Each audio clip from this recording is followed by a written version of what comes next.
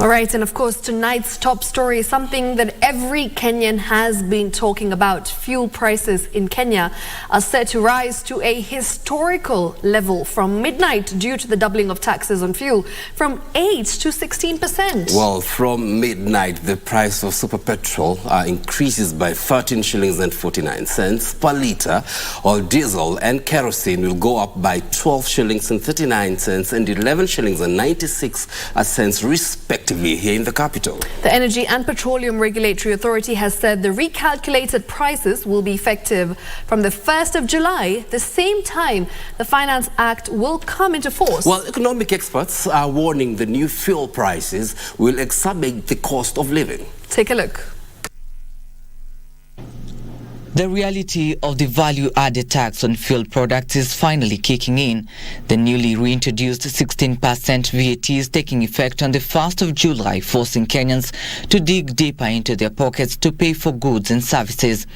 The first casualty under the Finance Act is fuel prices, which are now going up by record levels.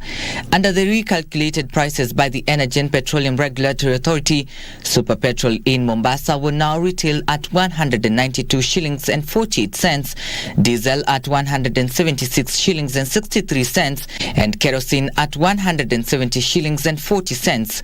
In Nairobi County, which is the biggest consumer of fuel in Kenya, the commodity will cost 13 shillings and 49 shillings more per litre, while diesel and kerosene will go up by 12 shillings and 39 cents and 11 shillings and 96 cents respectively. Kenyans need to be aware that life will never be cheaper, and the cost of living, the inflation rate has gone up worldwide, and therefore we just need to face the future with a lot of optimism, hope, and ensure that we are looking at our finances with both eyes, so that we don't have unnecessary expenses and be able to succeed and survive in these hard times. Jijenge Credit Chief Executive Peter Kamau says the new fuel prices will have a major ripple effect on the cost of living, since transportation costs and electricity prices will also be adjusted upwards, making life costlier. If the number of trips you are making as a matatu owner are lower, that technically says that the profit margins will also be lower, and therefore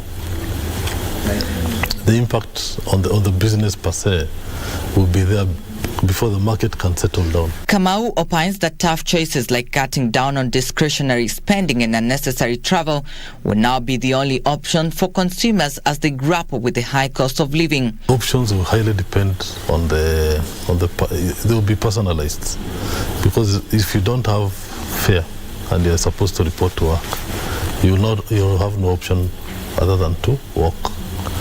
But if you have the budget, you had made those provisions, of course you'll continue using your own personal car or public transport. Maybe what can happen, the frequencies might be a bit lower so that you get used to the new increases. The National Treasury is hoping the move to double the fuel tax to 16% will generate the exchequer an extra 61 billion shillings to plug a yawning deficit in the 2023-2024 expenditure plan. Trevor Ngendo for Easy Friday.